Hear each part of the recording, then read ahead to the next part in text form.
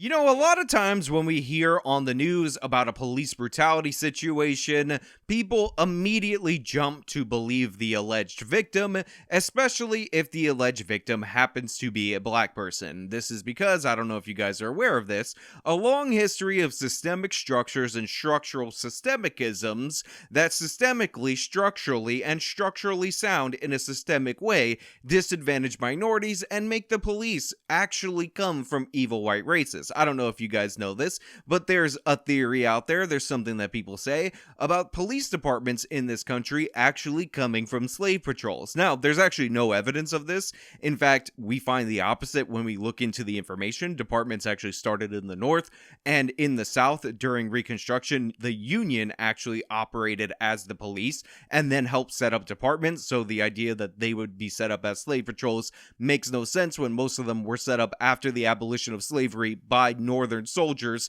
who fought against the slave states. But whatever, you know, it's said a lot by people that actually police comes from slavery. I don't know if you know that. Now, even if you're intelligent and you don't buy into the long history therefore kind of argumentation, it's also sometimes very hard to figure out what's going on when you have images of people who look like they were injured when we know for a fact they came from a police encounter. And a perfect example is the case that we're going to talk about today, where this person goes on the local news, talks about how the police significantly hurt him. Obviously, there is some serious damage in his face, so it would lead you to believe that maybe possibly something happened in regard to the law enforcement. I mean, after all, he's sitting next to an attorney, and it seems rather odd for an attorney to be retained in order to sue the police over an issue like this if there was absolutely nothing to it. Now, of course, there is nothing to it. It's ridiculous and absurd,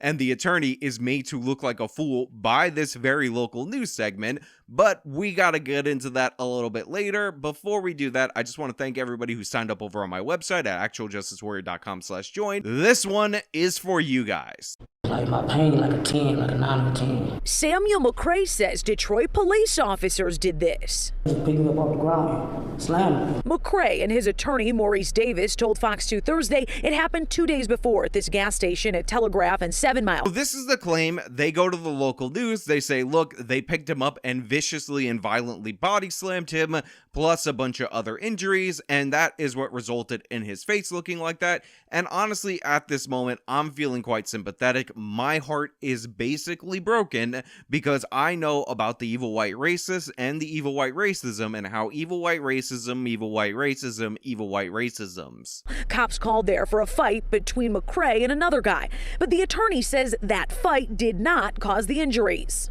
But none of the scars that you see were from any other individual attacking him. Everything that you see visibly on his face comes as a result of what the officers did to him. Now it's a little bit suspicious because what we end up finding out is that the police were called specifically on McRae. And by the way, I had to block out entirely the video of the fight. It was pretty bad because of YouTube's terms of service, but the attorney assures us, he tells us to our faces on the local news that none of the injuries sustained by McRae were due to that fight. It was all the police, and this guy, as soon as them police officers showed up, immediately surrendered, turned down his aggression, got himself under control, even though, of course, the police were called due to a fight, due to the fact that McRae had absolutely no control over his actions. But again, we were told by the attorney that none of these injuries, 0% of them, what you see on his face, had to do with the fight. It was all from the police, because I don't know if you guys know this. I don't know if you guys are aware of this. The police full of evil white racists. And you know what evil white racists do? Evil white racism. Our officers did nothing wrong in this instance. Absolutely nothing wrong. And in this case, Chief James White came with receipts. Start with this one, a still image from officer body-worn cameras that show how McRae's face looked right when officers arrived. So I love the fact that this officer is not messing around. He's not playing games. He says, listen, our officers did nothing wrong, and I'm going to prove it to you. I'm going to show you the body cam footage and the dash cam footage of the moment that we arrived on the scene for this case, so you can see it for yourself. And then they show us that, and guess what? McRae has every single injury that he is going to the local news with, saying that none of them came from the fight, they all came from the police officers, right there immediately, plain as day, this guy is a scammer, and his lawyer, by the way, actually never saw this tape, so he was completely fooled and embarrassed by this. The moment the officers arrive, you can see that the complainant has already been assaulted. For 10 minutes. For 10 minutes, and violently assaulted. A sample of that fight here, even a kick to the face by McRae's sister's boyfriend. The chief says McRae antagonizes on and off for about 10 minutes before officers are called. Now again, I blocked off this video. It is being showed by the local news, and the local news video is not age restricted like my video would be age restricted if I showed you this, but you could see that McRae is going after his sister's boyfriend over and over and over again, and his sister's boyfriend is not having it. He's kicking him in the head, he's punching him in the face while he's down. It is truly a violent encounter, and according to the surveillance video as presented by the police, this lasted 10 minutes. 10 minutes of McRae trying to antagonize and losing the fight to his sister's boyfriend again and again and again, only to get what's coming to him, and then to turn around and pretend that he didn't get any of that during the fight. It all came from the police officers because the police are evil, white, and racist. And again, this is totally trashy. Don't get into a fight with your sister's boyfriend in a gas station. Have it go on for 10 minutes to the point where people have to call the police. Put your shirt on. I don't know why you're not wearing a shirt. Taking off your shirt obviously did not make you a better fighter.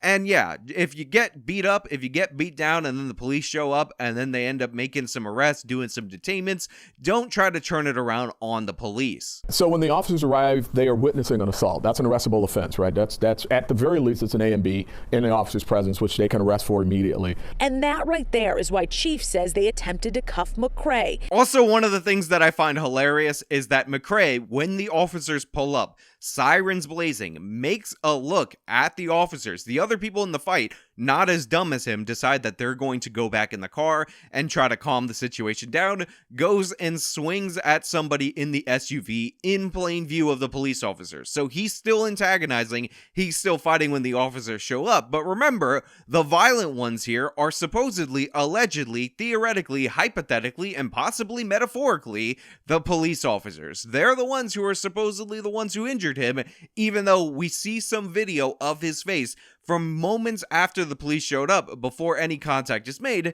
that shows that he has all those bruises already before the cops even got there. Even calling this a textbook arrest, lowering him to the ground as he actively resisted, then again on his stomach, but his face doesn't hit the ground. Chief says doesn't quite match the dramatic body slam McRae and his attorney described. Now, I showed you that part of the video because it's hyper relevant, because them supposedly sitting him down while he's struggling with them after they just saw him assault somebody in the vehicle is what he described as the body slam. And again, the full video is in the link in the description, the local news report, and they show you all the key moments. That is in no way, shape, or form a body slam, but more importantly, that non-body slam never resulted in any contact with his face. Now, it would be one thing if this guy was fighting the officers and the officers fought him back, and then we had some ambiguity here, but when you watch the video, surveillance video, dash cam, body cam, what you figure out is that no officer made any contact with his face.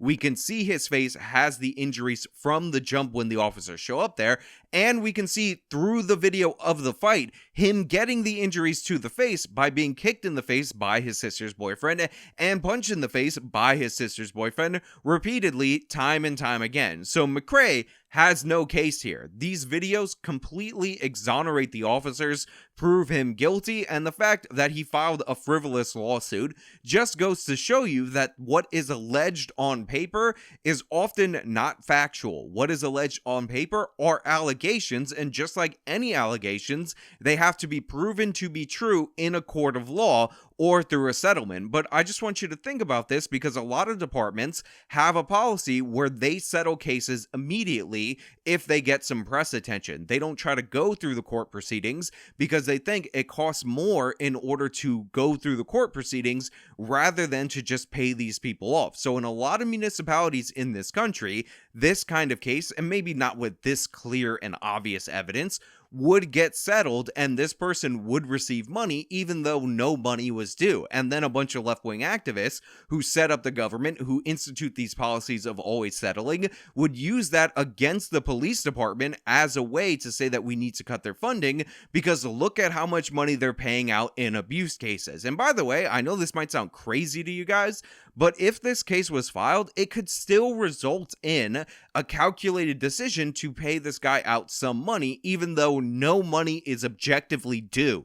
For, you know, an attorney to use this circumstance and to try to capitalize on, you know, the emotions of a community, it's just improper. I think it's shameful. I really do. Now, I 100% agree with this officer that the attorney trying to use this gin up hysteria and make the case that this was an abusive situation, especially in our current climate where people are very anti-cop, people profit off of selling you this narrative of black victimization at the hands of law enforcement is in fact disgusting. But I just want to point out what the local news is going to point out, which is apparently this attorney met with the client, thought he had some serious injuries, didn't realize that the video showed the opposite at this point, and never ultimately ended up filing this case. No one ended up getting charged here. Now that attorney, Maurice Davis, says he never saw this video and he hasn't formally filed suit. It'll be interesting to see if he ends up filing after the video we just showed you. So for me, while certain attorneys like Benjamin Crump are absolutely scummy because they take up cases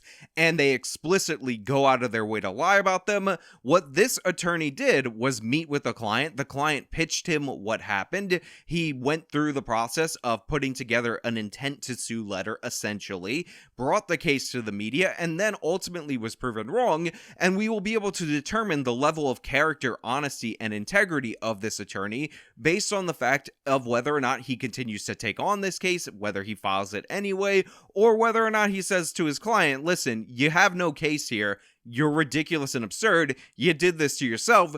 Don't try to fight your sister's boyfriend at a gas station. And honestly, count your blessings that the officers who saw you attempt an assault right when they showed up have 10 minutes of you assaulting somebody and getting into a fight, losing the fight, by the way, didn't bother to charge you with assault. They kind of cut you a break, and this is how you react to this. Now, I know some people out there are going to point out that systemic systems and structures and structural systems that led McRae to do this, and honestly, he was just trying to fight his sister's boyfriend for bread for his family. He's basically Aladdin when you think about it, but I don't buy that narrative. I think McRae got drunk, he got into a fight, it escalated, he kept getting his butt handed to him, as you could see in the video, and then he got really mad, really upset, and thought, hey, you know what? This might be an opportunity for me to become a race grifter, because, you know, when something happens to you from within your own community, but you could blame police or white people or both, that could get you money, therefore,